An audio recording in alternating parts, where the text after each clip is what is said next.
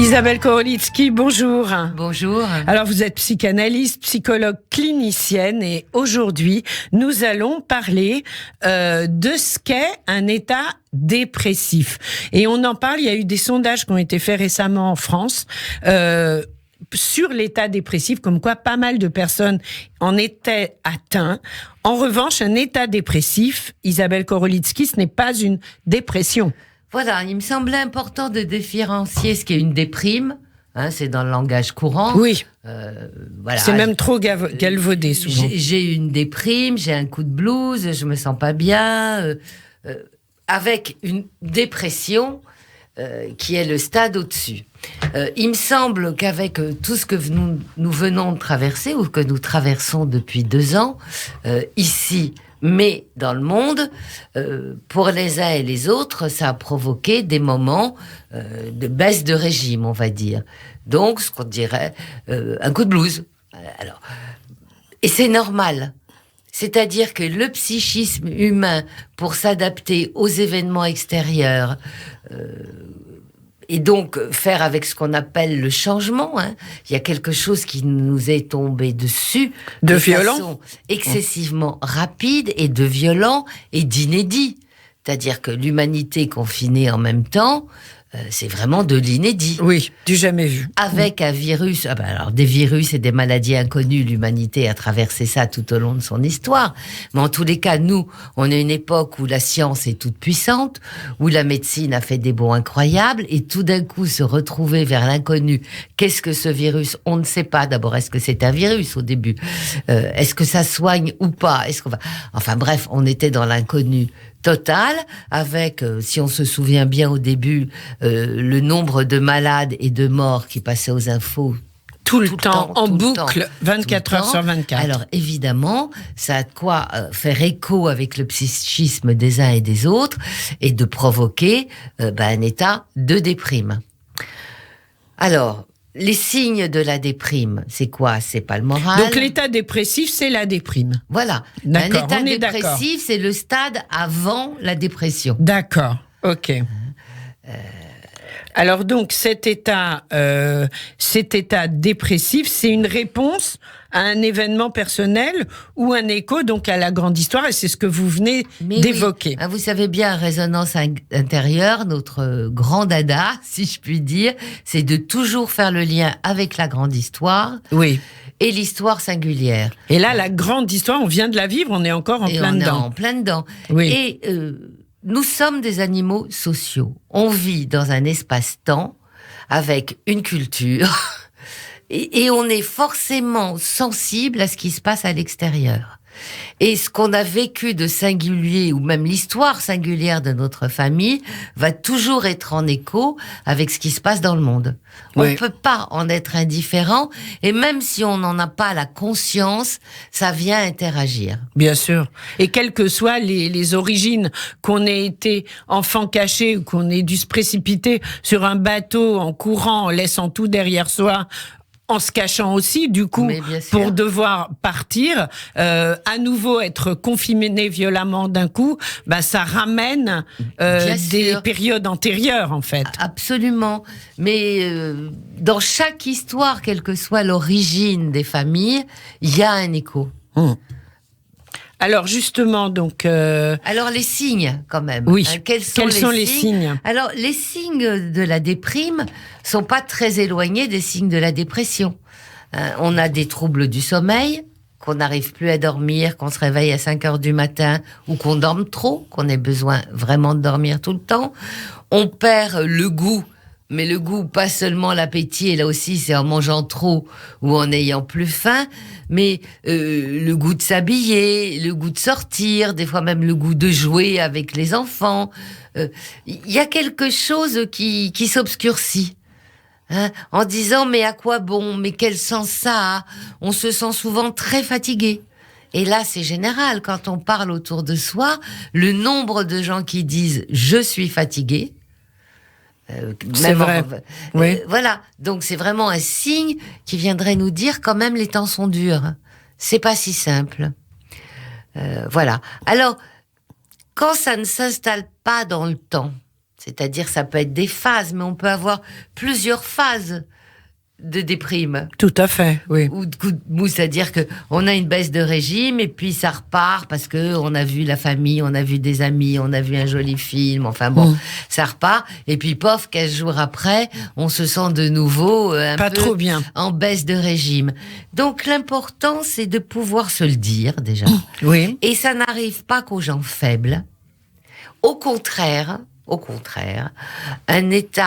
un coup de déprime, c'est le signe que le psychisme va s'adapter, va changer son équilibre pour faire avec le réel, c'est-à-dire l'extérieur. Et souvent on dit, mais prends sur toi, sois fort. Tout ça, ce sont des balivernes.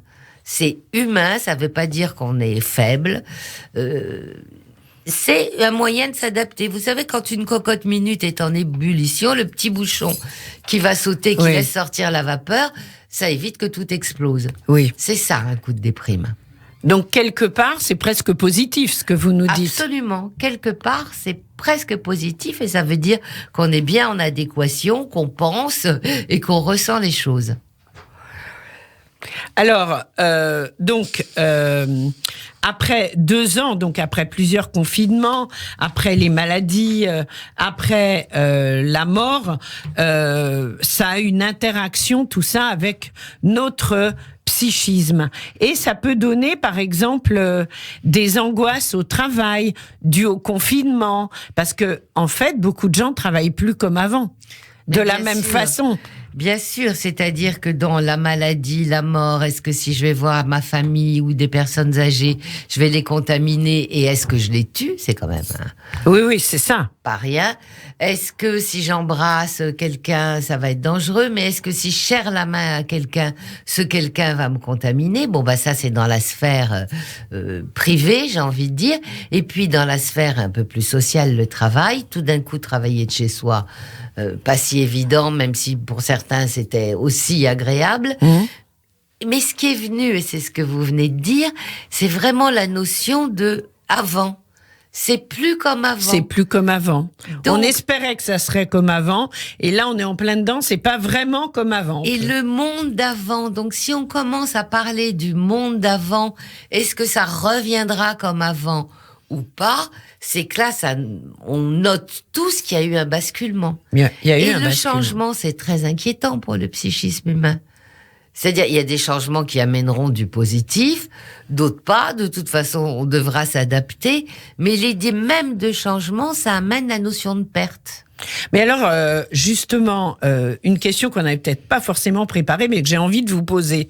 Vous, dans votre pratique quotidienne de psychologue, clinicienne, psychanalyste, à un moment, vous avez dû avoir des rendez-vous par téléphone, en visio et je ne sais pas quoi encore, parce que justement, vous ne pouviez plus rencontrer vos patients et vos patients ne pouvaient plus vous rencontrer. Qu'est-ce que ça a impliqué? Mais bien sûr, il y a eu un changement. Ça a dû être très compliqué. Il y a eu un changement de cadre et au premier confinement, si on voulait continuer le travail, il a fallu s'adapter. Oui. Donc, moi, par exemple, j'ai travaillé par téléphone. Oui. C'est-à-dire que, voilà, on a continué à la même heure, c'est-à-dire qu'il y avait quelque chose du cadre qui était là. Oui. Donc, quelque chose, comment dire, de continu. Justement, Oui. le lien du comme avant, mais évidemment, on n'était plus en présentiel, comme on dit aujourd'hui. Bien sûr. Mais on a travaillé par téléphone. Et qu'est-ce que ça peut changer dans le travail d'une analyse, justement? Alors, ça change quelque chose ou pas? Évidemment, ça change quelque chose, parce que tout changement amène un changement. Oui. Mais on peut dire que la qualité du travail a été maintenue. Et ça, même c'est important. pour beaucoup d'entre nous, avec un grand étonnement, quand même, on a remercié Freud et on s'est dit vraiment, quand Freud a pensé qu'il fallait pas que le patient regarde son thérapeute et pas que le thérapeute regarde son patient pour laisser les associations libres et pour être abrité du regard, c'est-à-dire des mimiques de l'autre et de réagir ou de se censurer en vue des émotions et du ressenti de l'autre, et finalement par téléphone, on avait ce dispositif-là. C'est-à-dire que abrité finalement du regard. Il y a des choses qui se sont passées au niveau du travail psychique incroyables. Ah, mais Même c'est à bien, certains ça aussi, du coup, c'est positif. Je m'étais posé la question. Mais oui, et à certains moments même, on s'est dit, mais ce qu'il aurait fallu élaborer en plusieurs mois, voire plusieurs années, tout d'un coup, ça jaillit. Alors, c'est vrai que pour les patients qui étaient en travail depuis un certain temps, on a pu continuer après le confinement à travailler ce qui s'est dit.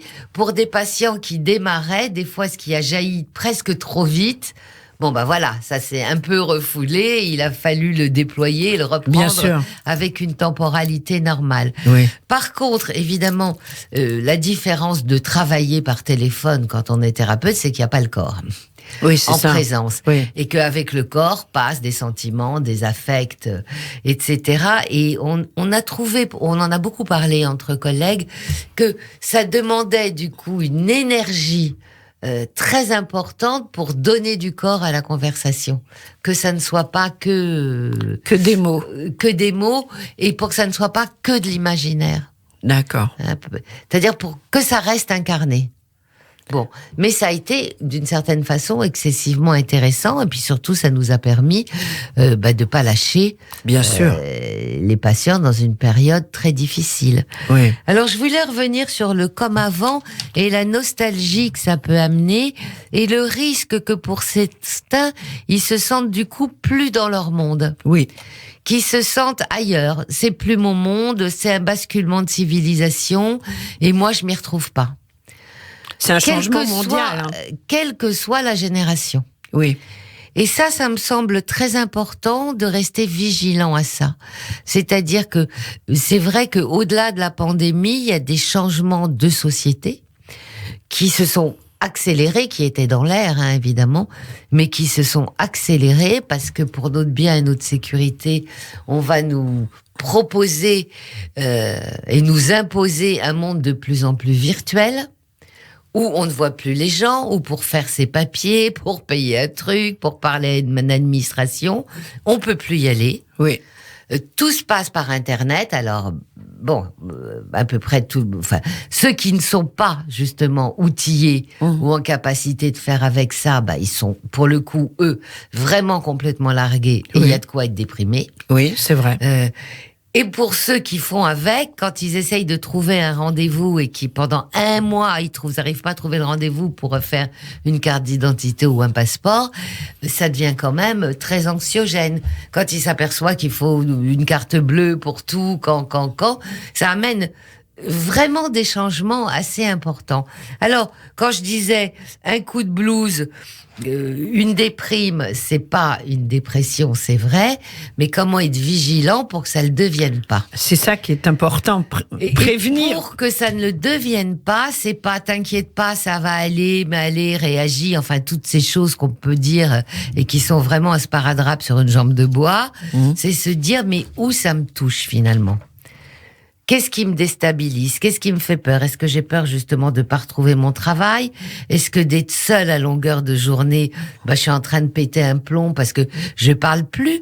Et puis, important aussi, c'est qu'après ces 2 ans, on se dit, mais on a vécu avec la garde rapprochée et c'est très difficile de reprendre des liens avec les amis de second rang ou troisième rang. Ça ne veut pas dire qu'on les aime moins ou que c'est moins important. Oui. Mais on a vu la proximité parce qu'on ne pouvait pas se déplacer.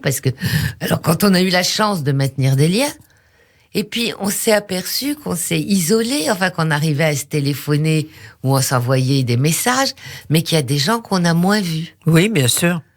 Et ça a été très étrange. Moi, j'ai beaucoup de patients qui me disent ça mais finalement, j'ai appris à vivre comme ça. Donc, comment on reprend du lien social ?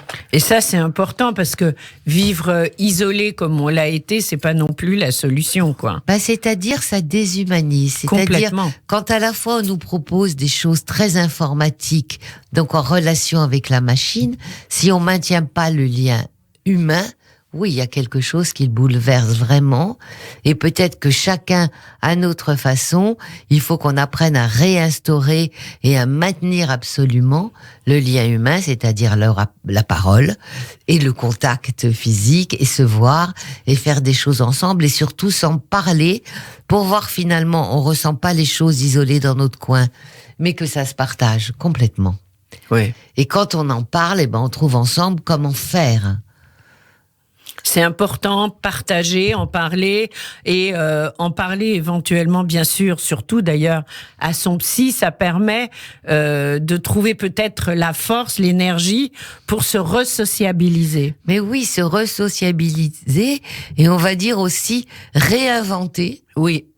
Alors ça aussi, c'est très galvaudé, comme si réinventer, il fallait qu'on devienne tous de grands créateurs ou de grands artistes. On a quand même beaucoup dû se réinventer, même techniquement, pendant la pandémie. Oui. Voilà, mais réinventer, c'est qu'est-ce qu'on va faire, qu'est-ce qu'on va mettre en place pour rester vivant. Mais oui, bien sûr. Et que la vie est toujours un peu de sel. Ben oui, c'est si pour important. Les uns et les autres. Ouais. Alors, si on sent que ça sombre, si on sent que cette déprime passagère s'installe, donc là, il y a un risque de dépression. C'est quoi la dépression par rapport à un état de déprime ? C'est quelque chose qui s'installe dans le temps, et c'est toujours en écho avec la vie psychique inconsciente et souvent archaïque, c'est-à-dire avec quelque chose qu'on a vécu dans l'enfance. Et c'est quelque chose, c'est pas forcément un drame. Mais quelque chose dans l'enfance a fait qu'il y a eu un basculement, justement. Et que là, on a perdu nos repères, ou que quelque chose n'avait plus de sens. Comme le psychisme humain est bien fait, on le refoule. C'est-à-dire, on l'oublie. Et puis, un événement 20 ans après, 30 ans après, 50 ans après, peut le rappeler. Et finalement, ce qui provoque une dépression, c'est pas seulement ce qu'on vit aujourd'hui, c'est ce que ça rappelle du passé. Et là, il faut aller consulter, parce que là, on peut pas s'en sortir seul. Eh bien, ce sera le mot de la fin. Isabelle Korolitsky, merci beaucoup d'avoir été avec nous, et on vous retrouve très vite sur Radio J. Merci, à bientôt.